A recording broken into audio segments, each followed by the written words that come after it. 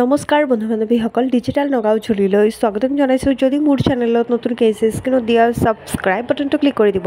আজি মোৰ থাম্বনেইলটো চাই গম পাইছোঁ অৰুণোদয় আঁচনিত কাৰ কাৰ নাম কটা যাব আৰু কোনে কোনে লাভ কৰিব সকলো কথা আপোনালোকে এইটো ভিডিঅ'ত ভালদৰে জানি লওক। মানে আমাৰ মুখ্যমন্ত্ৰী ডাঙৰীয়াৰ প্ৰতিবেদনখিনি আপোনালোকে ভালদৰে জানি লওক।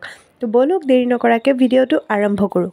শ্ৰদ্ধা ৰাইজ, অৰুণোদয় কোনে পাব লাগে আৰু অৰুণোদয় কোনে পাব নালাগে তাৰ বিষয়ে ইতিমধ্যে আমি বহুলভাৱে চৰ্চা কৰিছো। মই আগতে কোৱাৰ দৰে অৰুণোদয় পাবৰ বাবে এখন বৈধ ৰেচন কাৰ্ড লাগিব আৰু কৰবাত যদি ৰেচন কাৰ্ড এতিয়ালৈকে আপোনাৰ হাতত আহি পোৱা নাই, আপুনি অৰুণোদয় আঁচনিৰ চূড়ান্ত সিলেকশ্যন হোৱাৰ আগলৈকেও যদি ৰেচন কাৰ্ড সংগ্ৰহ কৰিব পাৰে তাকো আমি মানি লওঁ। ইয়াৰ উপৰিও অৰুণোদয় আঁচনিত সদায় আমি বিধৱা মহিলা থকা পৰিয়ালক অগ্ৰাধিকাৰ দিওঁ। বিবাহ বিচ্ছেদিত মহিলা থকা পৰিয়ালক আমি অগ্ৰাধিকাৰ দিওঁ। যি পৰিয়ালত দিব্যাংগ ব্যক্তি আছে সেই পৰিয়ালক অৰুণোদয় আঁচনিত আমি অগ্ৰাধিকাৰ দিওঁ। যি পৰিয়ালত HIV, থেলাছেমিয়া, হিমফেলিয়া, চেৰিব্ৰেল পালচি, কুষ্ঠ, অটিজিম স্পেক্ট্ৰাম ৰোগী আছে সেই পৰিয়ালকো আমি অৰুণোদয় আঁচনিত অগ্ৰাধিকাৰ দিওঁ। দ্বিতীয়তে, যিসকল মহিলা বৃদ্ধাশ্ৰমত আছে, যিসকল মহিলাই ভিক্ষা কৰি মানুহৰ ঘৰত খুজি মাগি খায়, তেওঁলোককো অৰুণোদয় আঁচনিত অগ্ৰাধিকাৰ দিয়া হয়।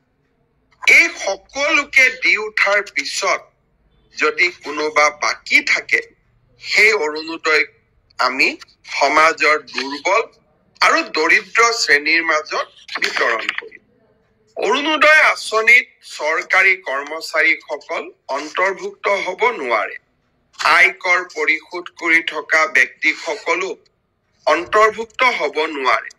আৰু যি পৰিয়ালত 4 চকীয়া বাহন আছে তেনেকুৱা পৰিয়ালো এই আঁচনিৰ অধীনত আহিব নোৱাৰে। মই আশা কৰো আপোনালোকে অৰুণোদয় গাঁও সভাত এই নীতি নিয়মসমূহ মানি চলিব।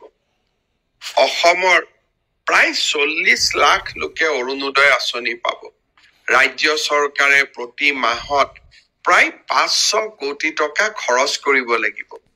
গতিকে যিজন ব্যক্তি বা পৰিয়ালে অৰুণোদয়ৰ অবিহনেও ঘৰখন চলাব পাৰে তেওঁলোকে যাতে অৰুণোদয় আঁচনি নিবিচাৰে, আৰু যিসকলে সঁচাকৈ অৰুণোদয় আঁচনিখন যাৰ জীৱনৰ বাবে অতিকে প্ৰয়োজনীয় তেওঁলোকৰ বাবে যাতে আমি আঁচনিখন আগবঢ়াই দিওঁ।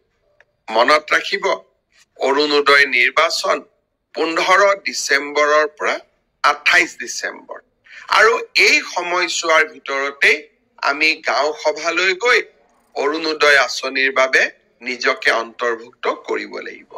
পুনৰ এবাৰ আপোনালোকক ধন্যবাদ জনাইছো। নমস্কাৰ।